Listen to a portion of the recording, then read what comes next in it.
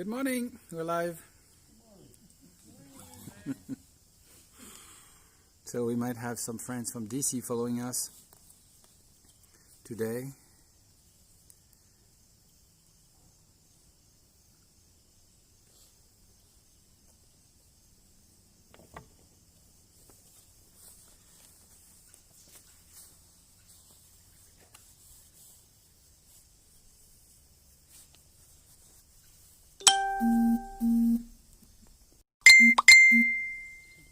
Yes. Somebody is telling me we don't have sound. Now there is sound, hopefully. Good. Okay.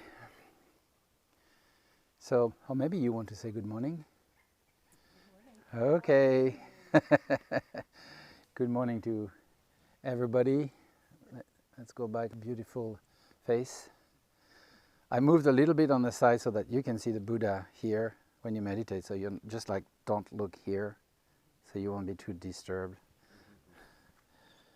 Okay, good. So let's begin with our usual introduction. Refuge, bodhicitta, the four limitless, four immeasurable thoughts. Until I have reached full awakening, I take refuge in the Buddha, the Dharma, and the Supreme Assembly. By means of beneficial actions, such as generosity, may I attain enlightenment in order to benefit beings. Until I have reached full awakening, I take refuge in the Buddha, the Dharma, and the Supreme Assembly. By means of beneficial actions, such as generosity, may I attain enlightenment in order to benefit beings. Until I have reached full awakening, I take refuge in the Buddha, the Dharma, and the Supreme Assembly. By means of beneficial actions, such as generosity, may I attain enlightenment in order to benefit beings. May all beings find happiness in the cause of happiness. May they be free from suffering in the cause of suffering. May they not be separated from the perfect happiness that is free from suffering. May they abide in great equanimity, free from attachment and aversion to those near and far.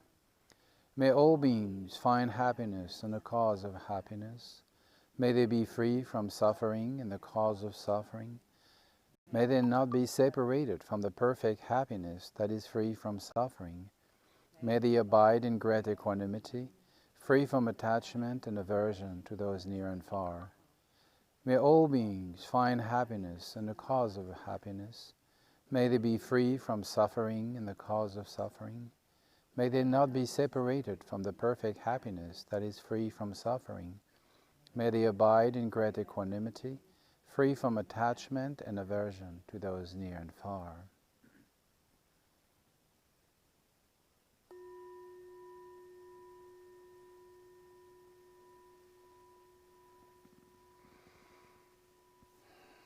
First, let's take a moment to make sure that we are here. Whatever we have been doing before coming here, we let it fade away in the past. And whatever we might be doing in the future, we leave it on hold for now, so that we can come to this present moment and be aware of our presence here, both physical and emotional, mental, our breath, and come to enjoy this moment of open leisure that we are offering to ourselves.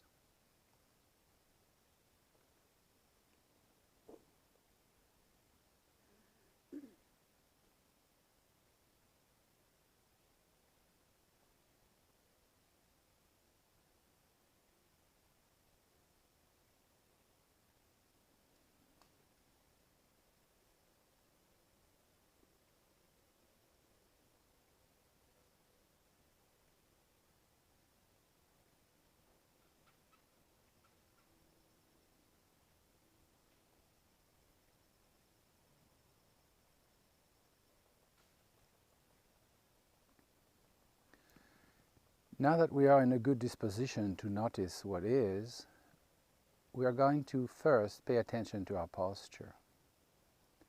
The way we sit has a direct influence on the state of our mind. The posture influences the subtle energies within the body, the prana, which in turn will influence the mind.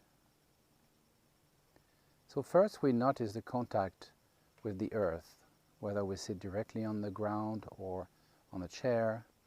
We notice the stability we gain through this contact, and maybe we can have a little thought of gratitude for the earth with such a generous support. Our hands may be resting palms down flat on our thighs, or in the meditation gesture that is the right hand in the left, both resting in the lap.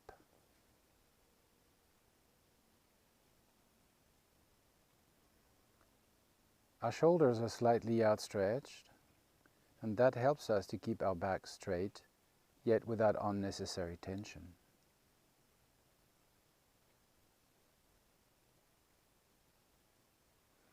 As we breathe in and out more and more deeply, we come to feel our center of gravity slightly below our navel.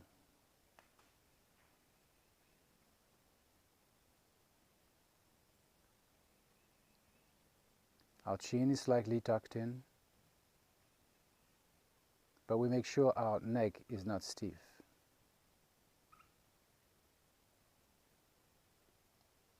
Our lips are relaxed, maybe in a half smile.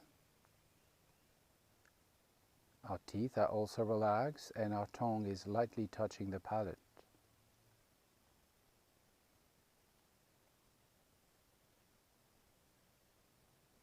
Breath comes and goes naturally, mostly through our nostrils.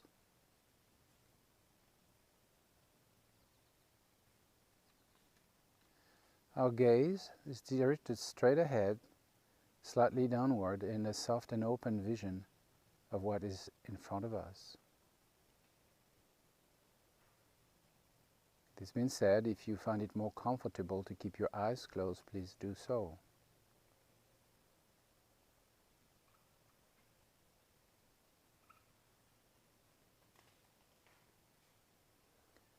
First, we spend some time, to make sure that we really feel and sense the equilibrium in our posture, the balance.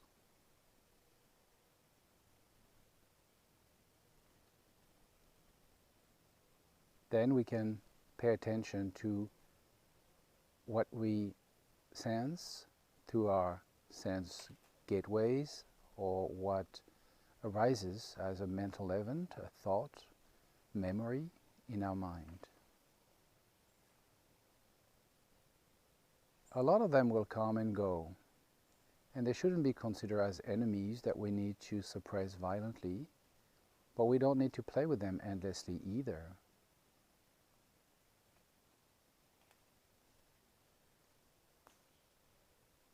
We notice they arise and they disappear. Maybe like if you would consider your mind being an open expanse, a sky, and some little fluffy clouds will come and disappear, reorganize, rearrange. And you pay attention to the sky, you notice the clouds, but you don't struggle or play with them. You just let them be. Sometimes the habit is strong and we follow the thoughts. We enter a train of thoughts. So when this happens, do not scold yourself, but simply disengage from whatever you were doing with those thoughts. And for a while, come back to your breath. If counting the rounds of breath helps, please do. But as we come back to the breath, progressively, we come back to the natural state of physical and mental balance. Everything is noticed. Nothing becomes a disturbance or an object of attachment. then we experience peace and spaciousness. And this is where we abide.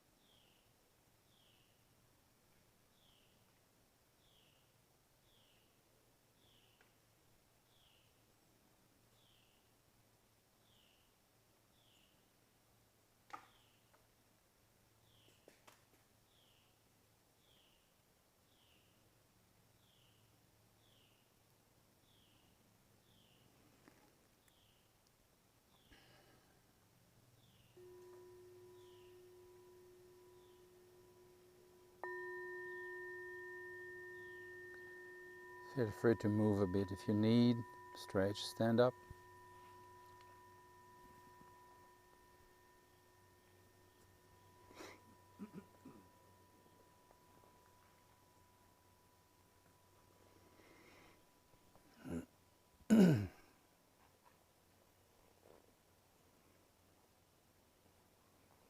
As we sit here, we understand why they call this season fall. Everything's falling. The nuts, the branches.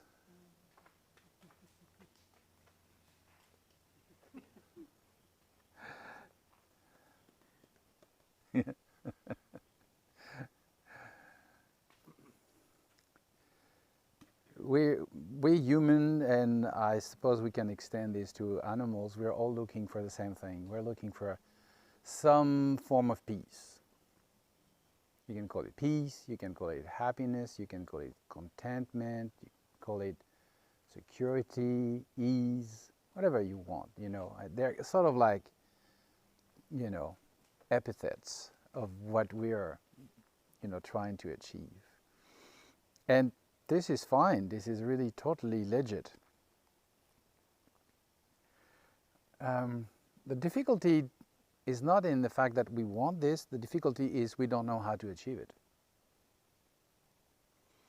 And as we tend to perceive everything in a sort of a dualistic perspective, there is outer and inner, and there is me and there's the rest of the world, and we sort of like think that peace is when we have suppressed everything that was disturbing me,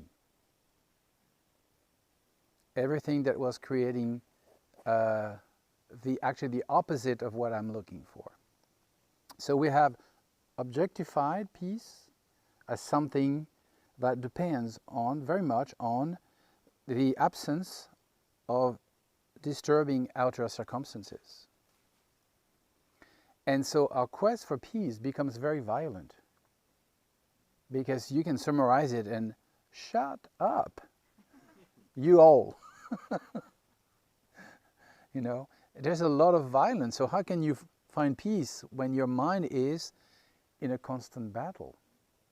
So I think if the basic quest in itself is fine, and it's actually useful, the methodology can be a little bit adjusted.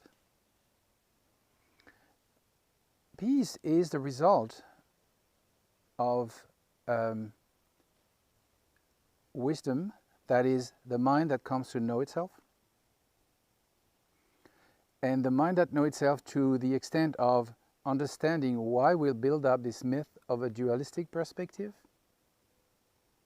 and what is the true relationship with what appears as the outer circumstances and what appears to be the inner, the subject, the observer circumstances.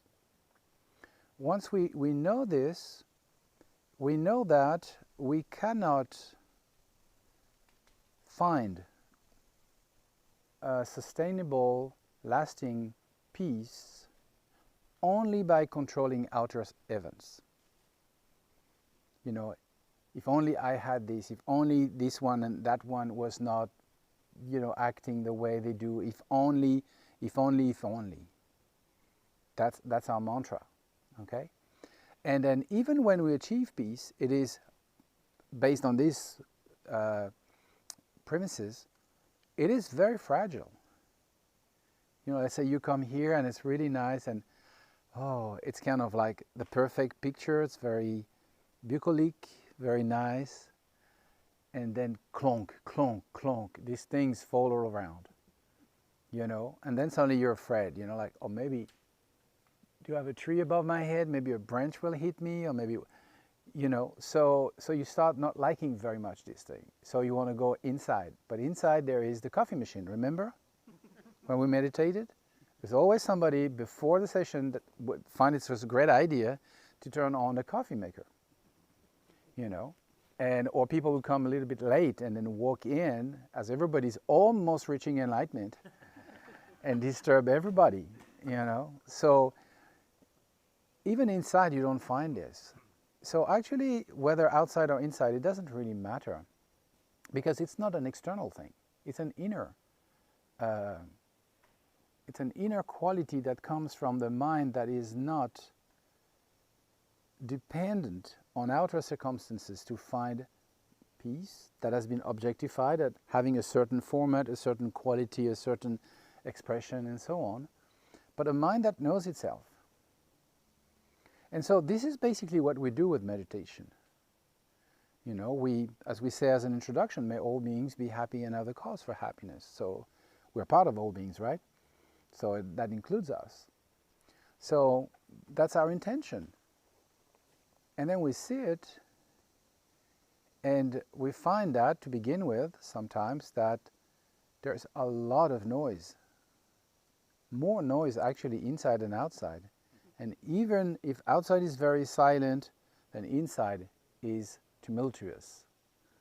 And so we get upset and we want to suppress. So the shut up doesn't go out to the world, the shut up goes to yourself. And it's probably worse, because you start hating yourself for being so noisy when you want to be so peaceful.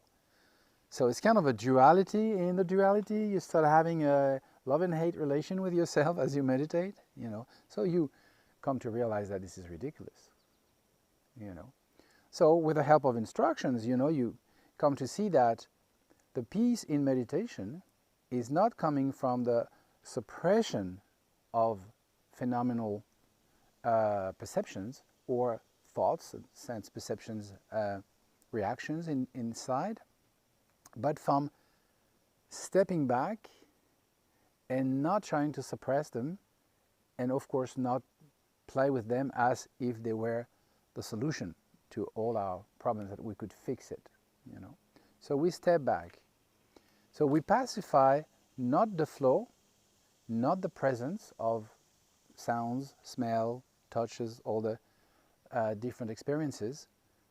We pacify the need to either promote or suppress any of these. So that's what pacification is in the Tibetan word for calm abiding. Shiwa is the first part. Shi ne, it's two words. The first one is shiwa, it's a verb. Wa, it means like, it's like the infinitive. Shiwa, shi, means to pacify.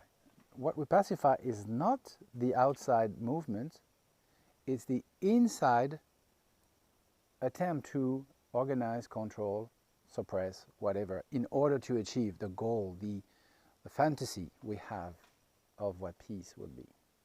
So when we do that, we come to an experience of peace. That could be silence. But you see, it's a different form of silence. It's not a silence that is devoid of sounds. It's a silence that is devoid of noises. You know, I like to make the difference between sound and noise. You know, when the nuts and the branches fall, it's a sound. When I hate it, it's a noise. So the noise is the annoying definition that I superimpose on a very neutral phenomena. So I found the peace because I discover the silence, which is not the silence of the sounds, but the silence of the noises. And so when I found this peace, there's a sense of spaciousness and openness, because we are not fighting anymore. We are peaceful. Before we were like, we wanted to appear peaceful, but we were on a sort of a, how do you call this, a war stand. Like you were ready to fight against things, you know, and pushing them away, and then like, how dare he or how dare she make so much noise here? It's a holy place of meditation. Your thoughts were making much more sound. They were much more violent that somebody was sniffing in the back of the room.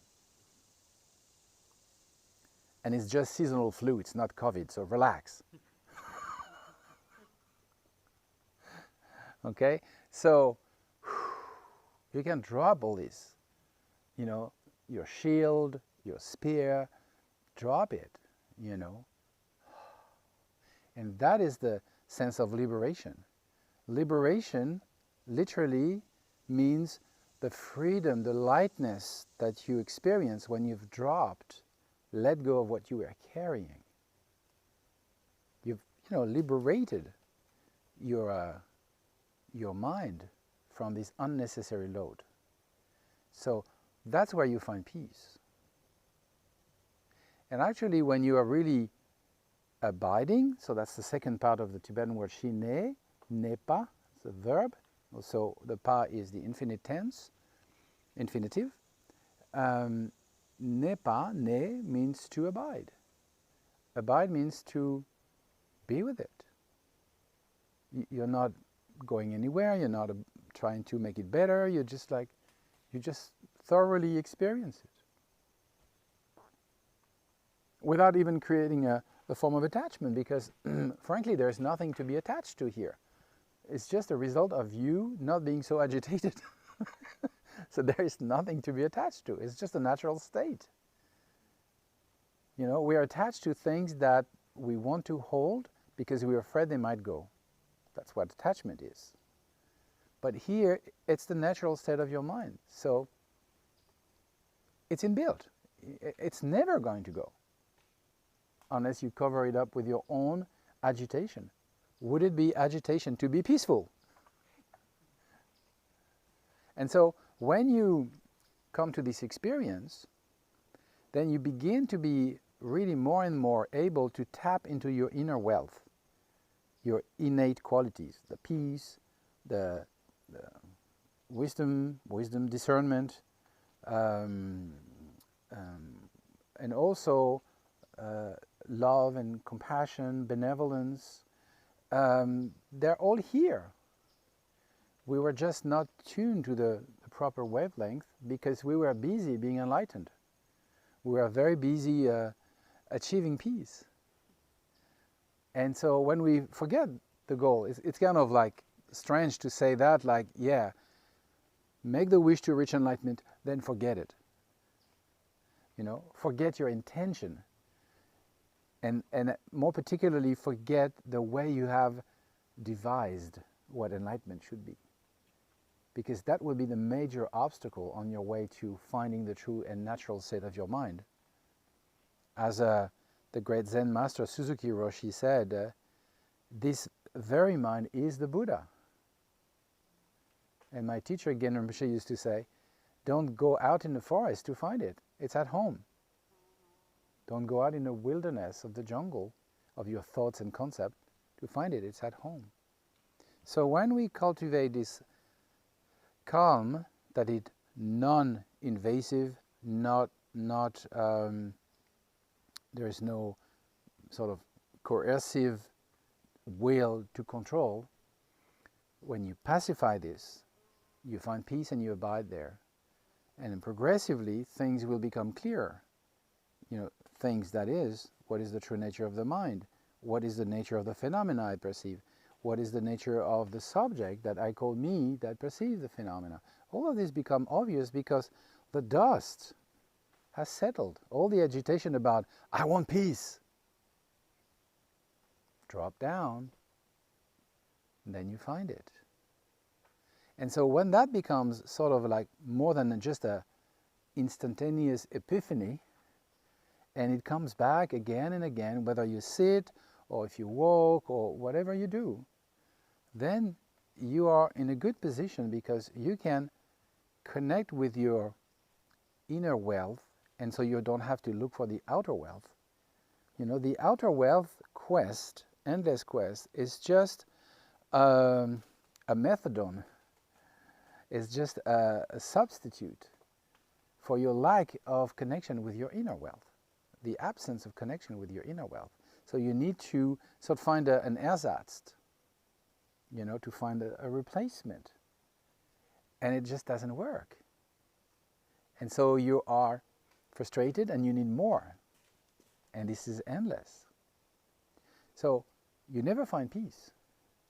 But when you sit and look inside, find the peace, which is the silence of non-projection, non-attachment, and you abide there, the dust settles and all the qualities of your mind that are innate, that don't have to be built, they appear. Mind knows itself, and then you go from superficial understanding to a slightly deeper experience to a very, very deep realization that is stable. So you can have this in any other circumstances in your life. And so you become a very useful person in this world, because you can express your compassion, you can express your intelligence, you can express your discernment. You're not carried away by your hidden agendas, for there are not. Just may all beings be happy and find the cause of happiness. And the good training, meditation is the good training for that. But it's not sufficient. Otherwise, you just disappear and then just find yourself a little corner and then sit until everything is gone. You know? No, because it's rubbing with other people and other circumstances that you have to become aware of what holds you back, and then you have to let go. So you have to practice generosity of letting go. And then in the process you have to be patient, because it's hard to do so. Not to work with others, but work with yourself as you work with others. That requires a lot of patience. And of course, a certain dose or certain amount of know-how. This is ethic. What is appropriate, what is not appropriate, what kind of communication, both verbal and physical, I should really have and cultivate. All of that needs to be worked. And still keep working on the joy, because as we progress, we find more and more freedom, more and more ease of liberation. So that brings us a lot of joy, and then we want just to keep going. Then our mind becomes very stable. Then the true wisdom will begin to dawn. And then, as Shaman Rinpoche once said, one day you will find yourself falling into enlightenment. Ooh, is that so? In a very natural and very organic way. So, let's go back to our observation of the mind.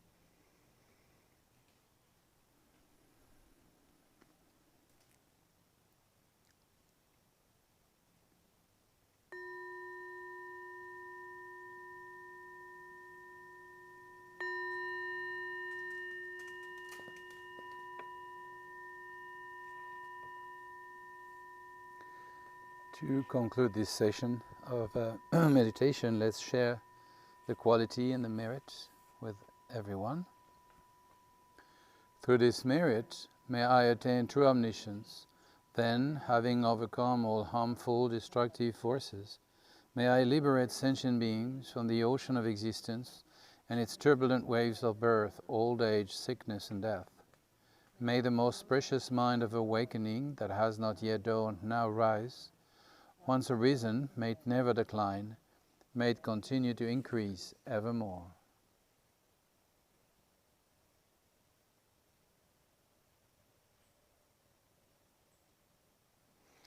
Thank you all very much.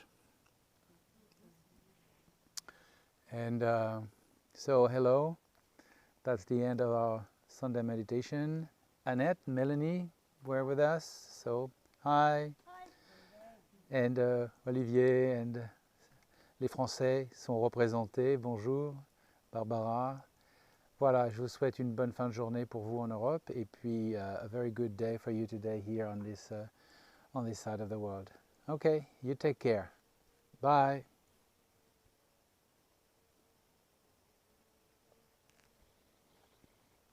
Voilà.